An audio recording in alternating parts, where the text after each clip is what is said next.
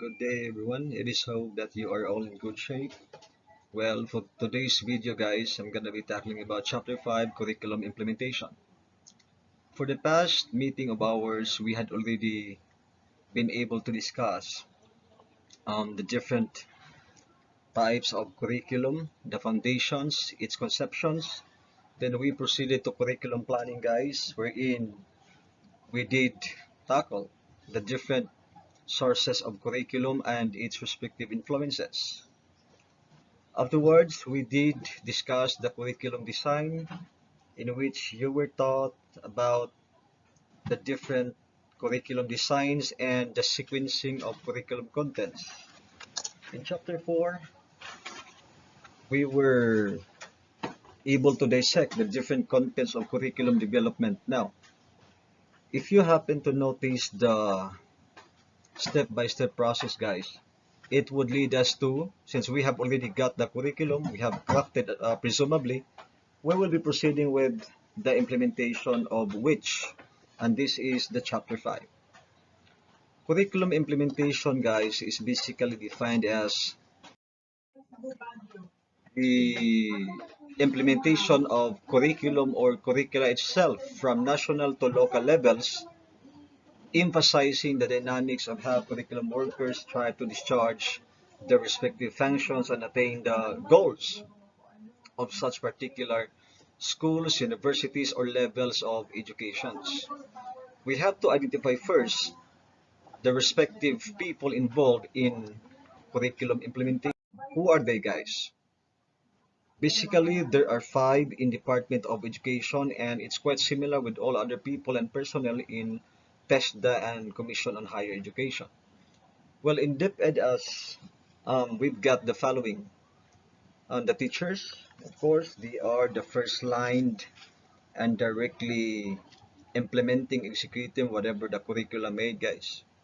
Because these teachers are known to be the most visible, most essential implementers of a particular curriculum or curricula.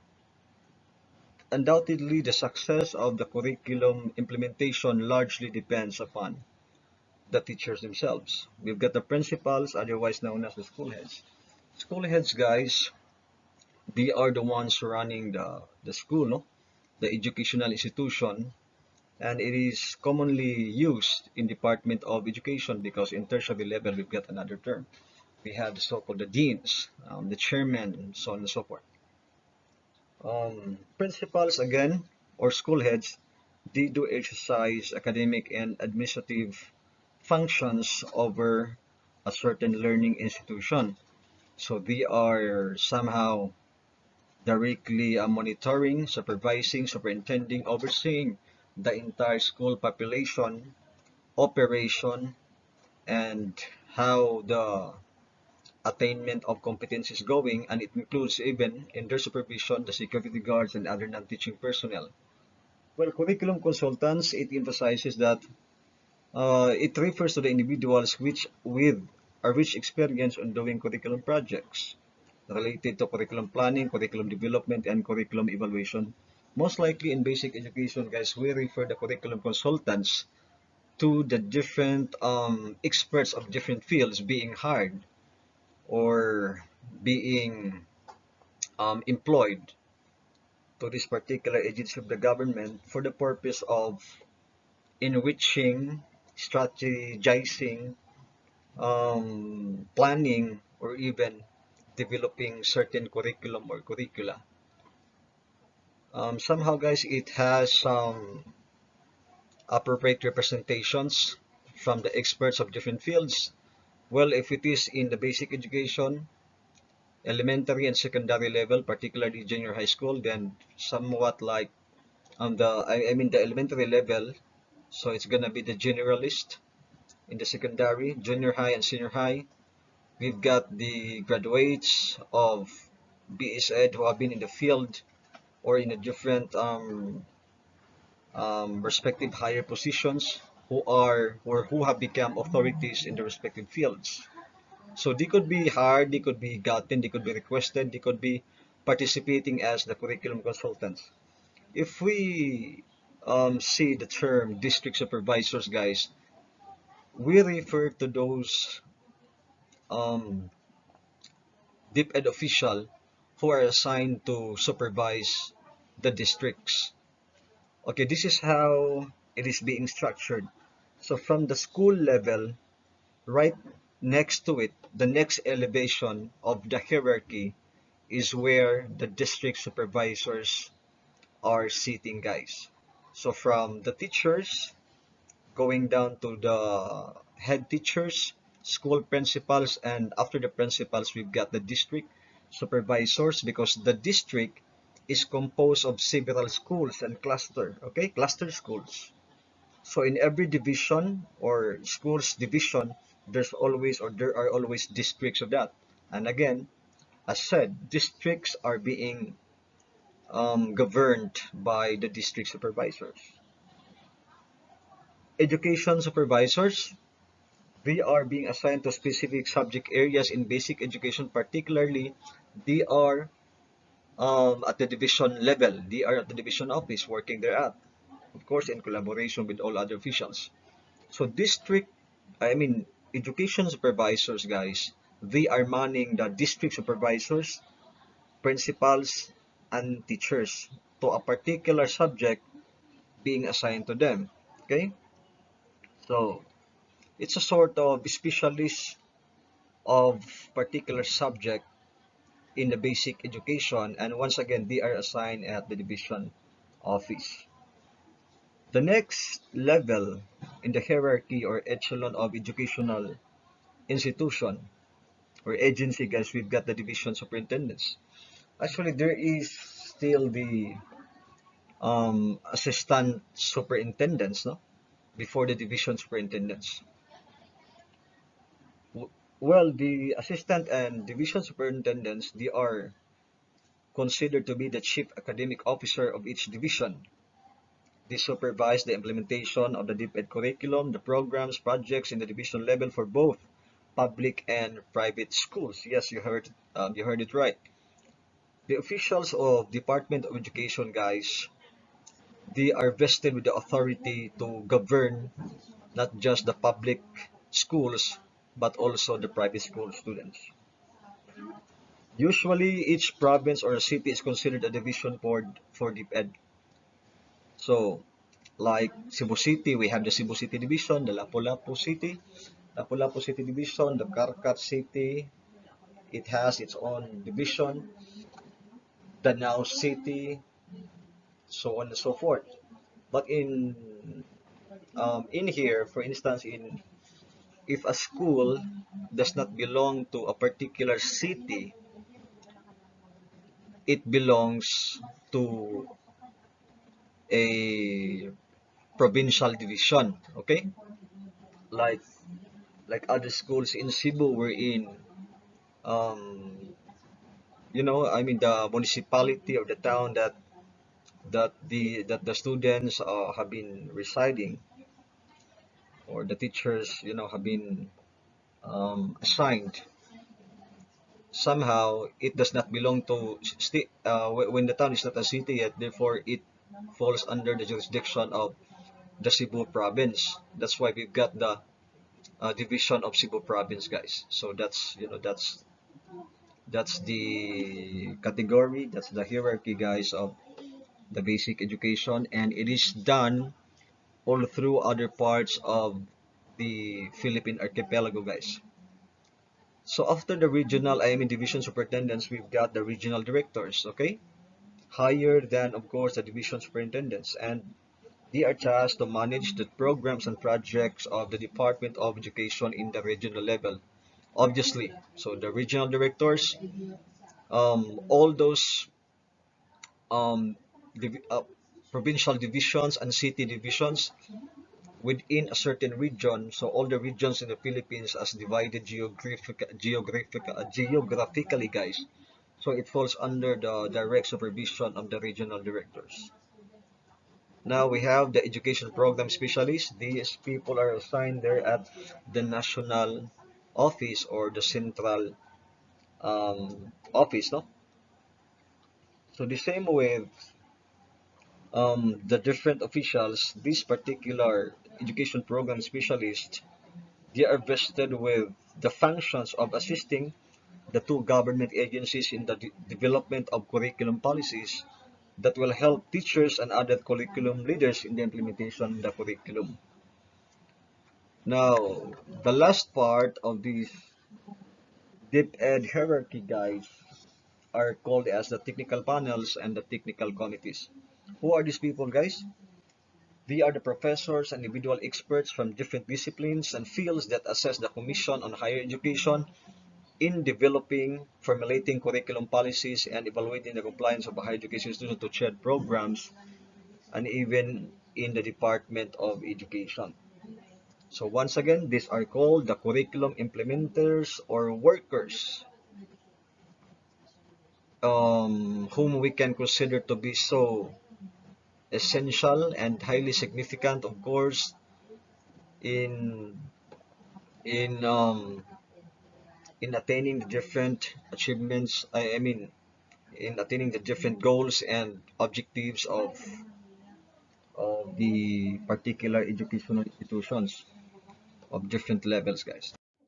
Now we have this plain view structure of how the curriculum is implemented in DepEd. Now we've got from national, regional, division, district, and local school levels. And somehow, guys, the functions of each level are being stipulated under Republic Act 9155. 9155, guys, or Republic Act 9155, it emphasizes that, for a while, Republic Act 9155, it emphasizes, it's otherwise known as the Governance of Basic Education Act of 2001. Okay. Again, particularly in Section 1 and Section 7, it has laid down the respective functions of these strata from national to local school level. And basically, guys, the Department of Education Secretary right now is Attorney Sara Duterte. And Sara Duterte is assisted by the different undersecretaries right here. This one, the assistant secretaries, then going down to the Teacher Education Council Secretariat and Internal Audit Service. But we didn't have to go to the right. We just have to focus right here our respective lenses under the curriculum instruction, because this is the most relevant part of the structure. So from curriculum instruction, it goes down right here in the governance and operations, then field operations. From there, guys, we've got the regional offices, school division offices, and schools and learning centers. Again, both in private and public schools are being governed by the Department of Education.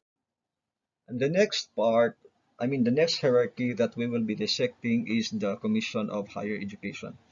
It's quite similar but not totally the same, because in CHED, we only have the following: CHED national level, then after the national, we've got the CHED regional offices, then downwards, it is composed of the colleges, professional institutes, and universities. Again, CHED is vested with the authority to oversee the operations of the public and private tertiary institutions, meaning state universities and colleges, and it is also included the private colleges and private universities. So they have to implement whatever the requirements mandated by law. CHED's functions are, of course, mantled with legal basis, and CHED right now is being commissioned by Dr. Popoy de Vera, guys, and the rest of the CHED high-ranking officials. And of course, in the university setting, guys, we have the president, we've got the vice presidents. So after the vice presidents, we have the deans. Then from the deans, we've got the chairman. then the teachers, no? Referring to the teaching personnel, then all others, there are also the non-teaching people in charge of the registrar, the security, the structures, okay, and the other university operations. Again, shared existence was by virtue of Republic Act 7722, otherwise known as the Higher Education Act of 1994. So right here, guys, all the functions of the officials from national going down to the institutional levels are being defined clearly, guys. So this is it, no? The Commission on Higher Education's organizational structure. We have the chairperson or the commissioner right at the uppermost. Then going down, we have the different commissioners. Then after the commissioners, in shed, we've got the regional directors. Then the respective offices such as the research, the student services, the quality assurance and standards, the legal services, administrative and financial services, international affairs service, going down below, of course, the respective state universities and colleges across the islands of the Philippines. Talking about the technical vocational related skills, guys, it is being governed by the Technical Education and Skills Development Authority, TESDA. So the structure right here, guys, it states that we have the so-called TESDA board. It is composed of respective panels or board members. Then the internal audit, there has to be the internal auditors. Of course, it maintains or the office maintains the principle or the exercise of uh, the exercise of the principles of checks and balances. They have to check the respective disbursements and other financial operations because it must be accounted and strictly monitored to avoid whatsoever corruptions that may arise in a particular office. So we've got the Office of the Executive Director General of TESDA. Then afterwards, we can see that there are 7 respective offices in charge of different functions, just like the Planning Office, the Partnerships and Linkages Office, National Institute for Technical Education and Skills Development, Qualifications and Standards Office, Certification Office, Admin Service, and Financial and Management Services. So from there, we go down to the respective regional offices of TESDA. And from their respective regional offices, it is being mainstream to the different provincial district offices, the TESDA Women's Center, the provincial district and centers, then the TESDA administered schools because there are the schools that are being accredited by TESDA. So it could be again if it is or if the school has offered short-term programs related to technical and vocational or TVL, guys, technical vocational and livelihood matters or programs. So it is being superintended by TESDA. Now we have to know also the different things to consider in curriculum implementation. These are the matters, guys. First, we've got the government requirements. Of course, you cannot just build schools without complying with the existing regulations and policies, laws established by the government itself. So, the government institutions are not exempted, of course, from following whatsoever the laws implemented. More so with the private institutions. So, if you happen to establish a school, guys, there has or the owner has to read and comply with the respective memoranda, policies, guidelines, and requirements established by the Department of Education. If it is in basic education, tertiary level schools, guys, are of course governed by, as I said, Commission on Higher Education. And if the school offers technical, vocational, and livelihood programs, they have to ask for the different guidelines and requirements established by Technical Education Skills Development Authority or TESDA. Next thing to consider, guys, is the school's philosophy, vision, mission, and core values. Why is that so? It has to be considered because at the school level, especially when selecting specific contents or learning experiences for all students enrolled in this program, it has to be vertical, aligned, and in parallel. Otherwise, the school's vision and mission would somehow become the philosophy that would guide the school in crafting its objectives. So objectives would be the outputs of the school and with the intention of developing highly productive citizens, emphasizing functional literacy, and of course, prime movers of the economy, hopefully, guys, upon and after their graduation. Now, learning environment, guys, definitely includes, or it is included because various school facilities have to be checked. Say, in basic education, laboratories are somehow not so highly required because in basic ed we've got just the basic subjects like the Insay Mafe, values, TLE. However, in tertiary level, there are many courses in which each course or each program offered must have the laboratories for the students to do the hands-on activities, especially when they are about to graduate or upon reaching the third or fourth year, because it's kind of different learning acquisition if they are exposed to the nature and the kind of job that they will have after their graduation. So definitely it matters most, guys, the laboratories of different schools, universities, and it is regularly checked by TESDA or by the Commission on Higher Education. Fourth one is needs and demands of the society. We have also to consider the needs. Otherwise, the courses and programs offered are inappropriate and would not produce positive outcomes because it is not in line with what the society demands. So it emphasizes that curriculum can address these needs and demands in the macro level by adding subjects or contents in the local school level by integrating specific competencies in the various syllabi for each course. So next one is the need or the needs of the students have to also be considered, no?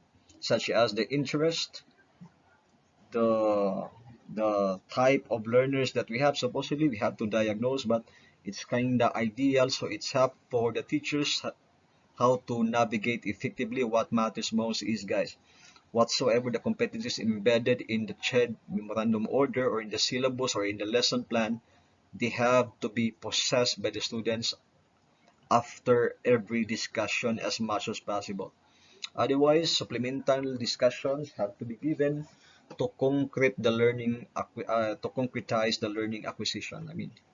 So the next thing to consider in implementing the curriculum is known as the faculty expertise. Yeah, we have to identify also. We have to map. We have to check and evaluate whether the expertise of our faculty is or are indeed aligned with the different programs being offered by the university, college, or the school. Otherwise, it goes with the saying that we cannot give what we do not have. So we must be certain that the teachers being hired to deliver particular educational outcomes really possess the competencies, the knowledge, and the skills, no, in developing, in delivering the deliverables, guys, no. So we have next, the last one is the changing nature of knowledge. What does it mean, guys? Changing nature of knowledge, guys, it underscores that theories and research from respective areas, professional organizations in the academy, are so influential and vital in the continuous development and progress of curriculum or curricula. So school officials, agency officials, education officials have to be adept with the changing times. They have to be completely aware with whatsoever empirical data available um, in the academic or in the research community to really have the curriculum innovated, upgraded, and of course evaluated well every now and then. Okay? So let me end the video guys with this particular quote from Tanner 2007. The success of curriculum implementation, you know what, depends on how the leaders, the workers plan, design, develop, execute, and monitor the curriculum itself. If there will be questions, guys, it will just be catered in our next meeting. So write it down, and we will be